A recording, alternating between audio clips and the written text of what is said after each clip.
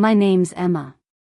I'm 28 years old, and right now, I'm sitting in the quiet corner of our living room, trying to make sense of the chaos inside me. It's like this heavy weight I can't shake off, a secret that's been eating me alive for weeks. I've never been good at keeping things bottled up, but this feels different. More raw. More permanent. So, here it is, the confession I never thought I'd say out loud. About a month before our wedding, I told him I'd had more than 15 hookups in college. 15. And since that moment, he hasn't even looked at me the same way. In fact, he barely looks at me at all. It's strange, because we've built something solid over the last 6 years.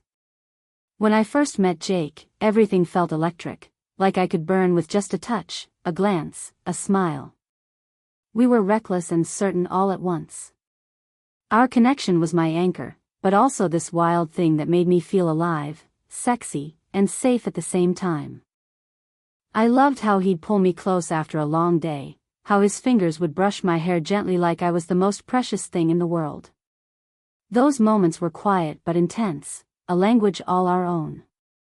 But lately, something shifted.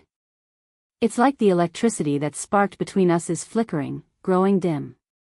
Our kisses don't linger anymore. The way he holds me in bed feels more like a routine, a habit to get through the night, rather than a refuge. I reach for him, but my hands feel empty, like I'm touching a stranger. Last night, he wrapped his arms around me as we lay side by side, but his hug felt different, heavier, colder. Like he was holding me out of obligation, or maybe even frustration. I wanted to ask him what was wrong, but the words stuck in my throat. Instead, I just lay there, staring at the ceiling, feeling more alone than I ever had in our entire relationship. I've been so careful not to push him, not to make waves. But every time I look at him now, I see this distance growing like a silent wall between us. The sex, once full of passion and discovery, has thinned into something mechanical, quick touches, half-hearted kisses, a polite goodbye to our desire. I never thought we'd end up here, in this quiet drift. I thought our bond was stronger than this. But something inside me is breaking, and I don't know how to fix it. The moment I realized things had changed wasn't dramatic. It wasn't a fight or a fight avoided. It was small, subtle, but it hit me like a tidal wave. It was the night I told him. I remember the way his eyes shifted, first confusion, then a flicker of something cold, something guarded, when I laid out my college past. 15 hookups. I wanted to be honest. To be real. But instead of relief, there was silence. Long, heavy silence. Then a look that wasn't hurt but disappointed. Like I'd broken some invisible rule. After that, the way he looked at me changed. It wasn't just the silence. It was everything, the way he stopped touching me without reason, stopped reaching for me in the quiet moments. The way he barely met my eyes when I spoke. I could almost hear the words he refused to say. How could you? I've spent the past few weeks trying to understand what I did wrong. If honesty was supposed to build trust, why did it shatter us instead? Now, as I sit here, I wonder if I should have kept that secret. Or maybe it wasn't the truth itself that hurt him, but what it made him see, that I'm not the girl he thought he knew. I want to tell you all of this because it's the truth, messy, complicated, painful. Because sometimes, love isn't enough to bridge the gaps we build with silence and secrets. And sometimes, the person you thought you'd spend forever with can feel like a stranger in your own bed. Jake's a firefighter. When he's not rushing into burning buildings or pulling people out of accidents, he comes home exhausted but steady, like a rock I thought I could lean on forever. His hands, strong and calloused from years of hard work, used to make me feel safe. Now, sometimes, they feel like they're holding me too tight or not enough, and I'm not sure which hurts worse.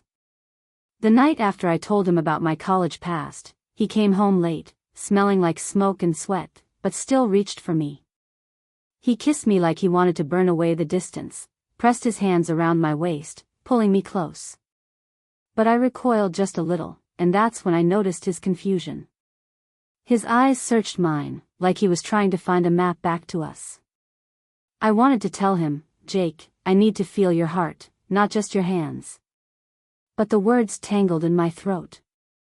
I didn't want to push him away, but I also felt like I was shrinking, fading under the weight of his touch that wasn't quite right anymore. The next morning, he made coffee for both of us, a small gesture, but it was like he was trying to stitch us back together with little threads. I smiled at him across the kitchen table, but inside, I was crumbling. I tried to say something, anything, about how I felt, but it came out wrong. Instead, I muttered something about being tired, and he nodded, already distracted by the news on his phone. That day, he caught me staring out the window, lost in my thoughts. "Emma, what's wrong?" he asked, reaching out to brush a stray hair from my face. The touch was gentle, but I flinched, pulling back just a bit. "Nothing," I said quickly, but I wasn't fooling either of us. Later, when he hugged me, I could feel the pressure of his arms, like he was trying to hold on to something slipping away. But what I really wanted was to sit across from him and hear him say, "I'm scared too." I wanted his voice, raw and open, not just his hands pulling me close. We started to drift in these quiet, uncomfortable moments. He'd come home from work, tired and tense, and I'd try to meet him halfway, but we kept missing each other. One night, he reached for me in bed, his fingers trailing down my arm, but I turned away. It wasn't that I didn't want him, I did, but I needed more than skin. I needed the feeling that he still saw me, the woman he fell in love with, not some distant stranger he was just going through the motions with. He tried in his own way. He left little notes on my pillow, reminding me he loved me. He cooked dinner more often, stayed up late to watch the shows I liked. But every time he tried to touch me, it felt like he was treating a fragile object, careful not to break me, but also unsure how to hold me right. One afternoon, we had a fight, small, stupid, about something silly like whose turn it was to do the laundry. But underneath it all was this huge misunderstanding neither of us could name. "I just don't feel like you're here with me," I said, voice shaking. "It's like you're in the room, but not really with me." Jake ran a hand through his hair, frustrated. "Emma, I'm trying.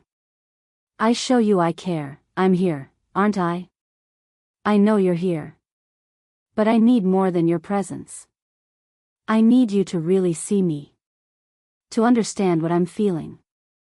He sighed, his jaw tight. "I don't know how to do that right now. I'm scared too, you know." His honesty cracked something open inside me. We were both lost, trying to navigate this strange new distance that had crept between us. But neither of us knew how to bridge the gap without hurting each other more. That night, we lay side by side, silent except for the soft hum of the city outside. He reached out again, fingers brushing my arm. This time, I didn't pull away. Instead, I let his hand stay, hoping it was the first small step back to something real.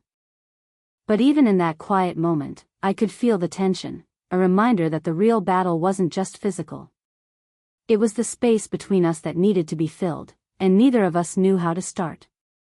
It was Saturday evening, and Jake was in his usual mode of trying to fix what felt broken between us. We'd just finished dinner, a quiet meal with more silence than conversation, when he reached out and took my hand.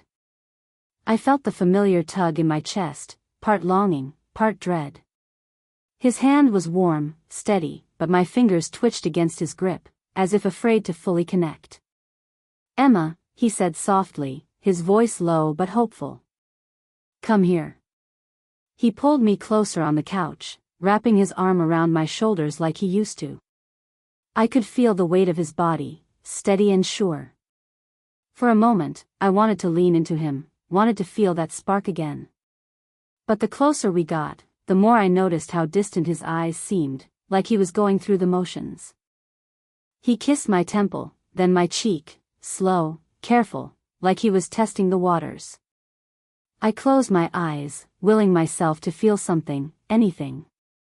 But when he finally pressed his lips to mine, it was like kissing a ghost. My heart thudded, confused and cold, as if it didn't recognize the touch anymore. He smiled, a little awkwardly. "You're so beautiful," he whispered. I wanted to believe him. I wanted to reach back. But my lips stayed still, and I pulled away just slightly. "Is everything okay?" he asked, searching my face. "I don't know," I admitted, my voice barely above a whisper. Then came the moment that made me cringe inside, the little but slap, a playful gesture Jake used to do when I walked past. It was supposed to be fun, light-hearted. But I flinched, my skin crawling with discomfort. I could feel his surprised glance, then the pause, like he realized maybe I wasn't in the same place anymore. "Emma," he said, voice cautious. I shook my head, trying to explain but failing. I don't know how to feel anymore." He pulled me back gently, hugging me, but even in that embrace, I felt nothing. No warmth, no desire, no comfort. Just a cold, growing distance that stretched between us like an invisible wall.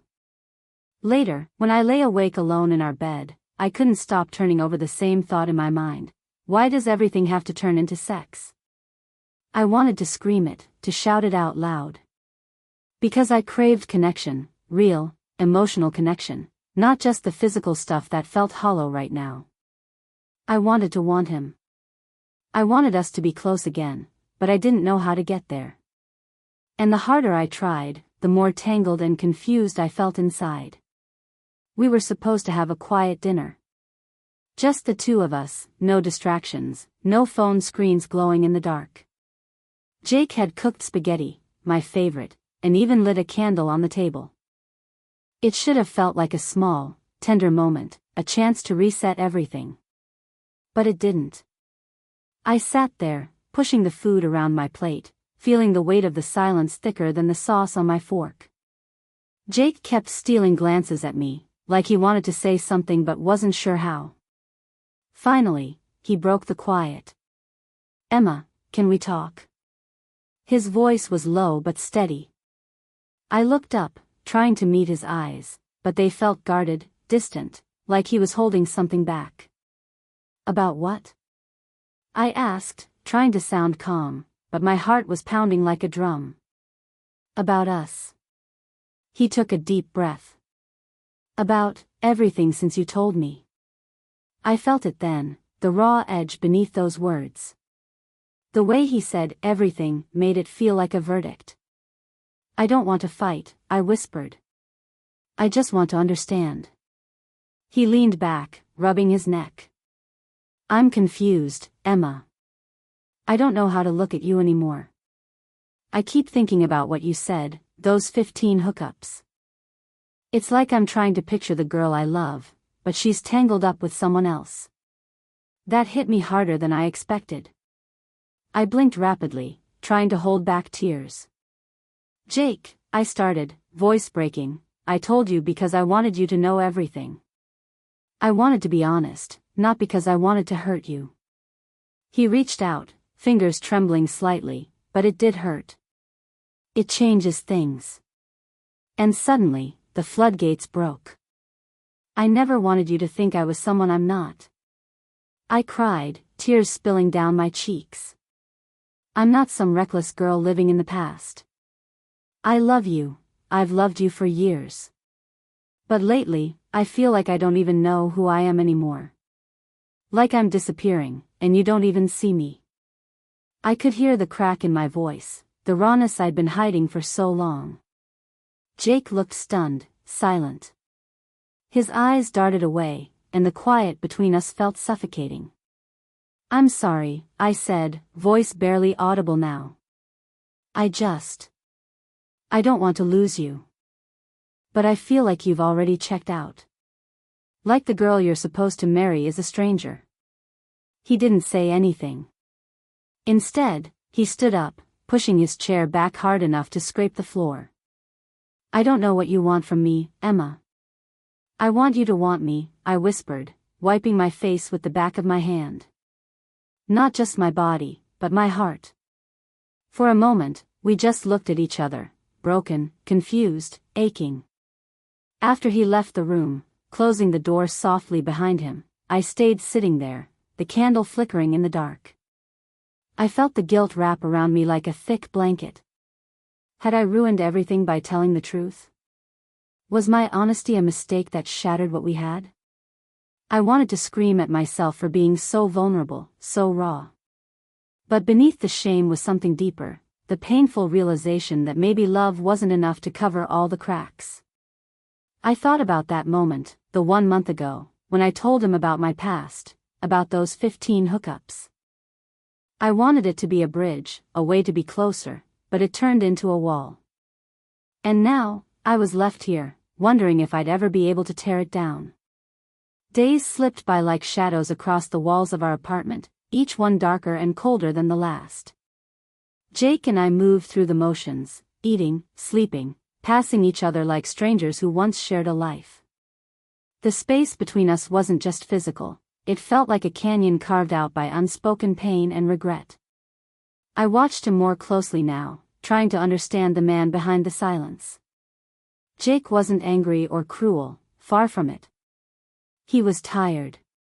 Not just from his job fighting fires, but from the weight of whatever was sitting between us, heavy and unresolved.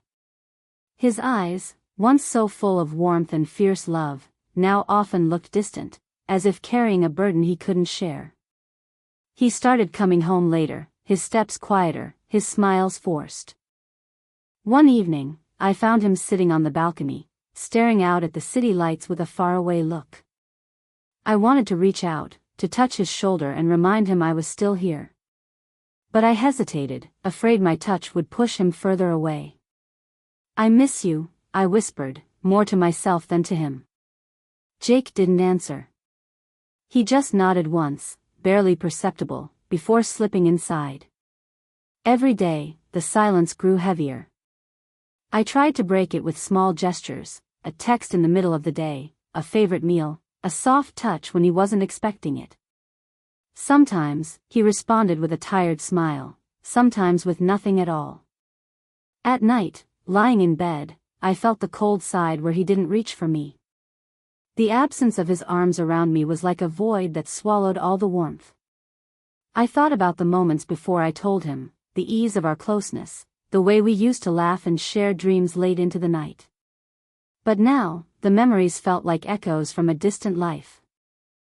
I felt guilt gnawing at me, a deep ache that maybe, just maybe, I'd broken something unfixable. My past, my honesty, had I set us on this path without a way back? Yet beneath the guilt was longing. I wanted him back, the man who held me like I was his world. I wanted to find the way to reach through the silence and touch his heart again. One afternoon, as he folded laundry in the living room, I gathered the courage to speak. "Jake, can we try? Can we find our way back?" He paused, folding the shirt slowly, then met my eyes with a tired honesty. "I don't know, Emma," he said quietly. "I'm scared too. Scared we're not the same people anymore." His words cut through me, but also made me see him more clearly, not as a villain punishing me, but as a man struggling with his own pain and confusion. I nodded, swallowing the lump in my throat. "I don't want to give up. Not yet." For the first time in weeks, he reached out and took my hand. It wasn't perfect. It wasn't passionate or urgent. But it was a start. And maybe, that was enough. The days that followed our tentative conversation were fragile, like walking on thin ice. Neither of us was sure if it would hold, but for the first time in a long while, we were trying. Jake didn't rush to fix things with grand gestures or promises he couldn't keep.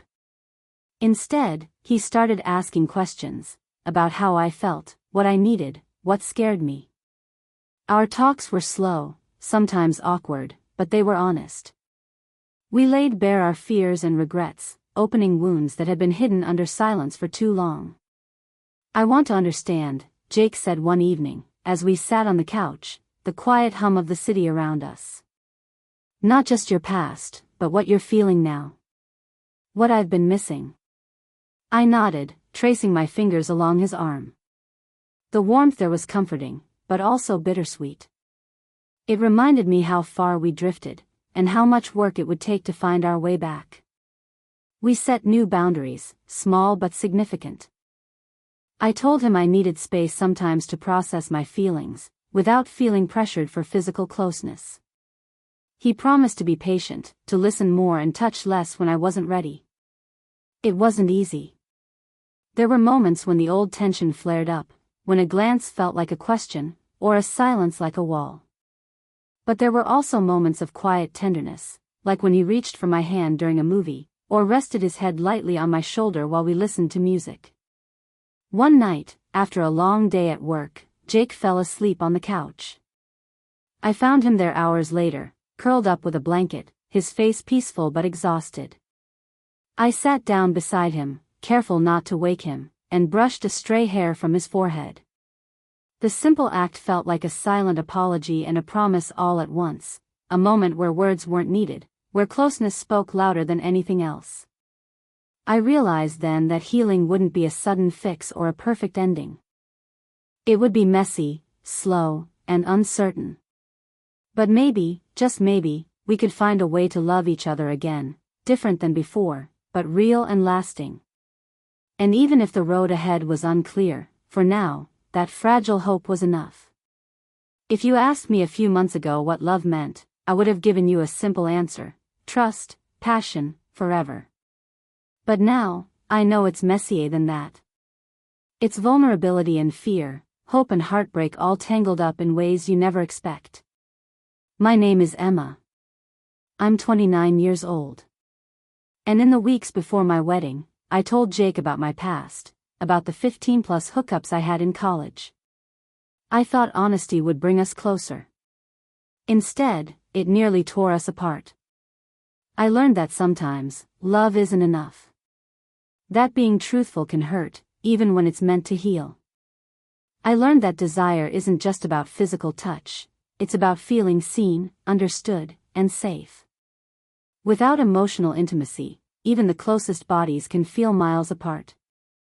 I realized that relationships don't come with guarantees. They demand work, patience, and the courage to face uncomfortable truths.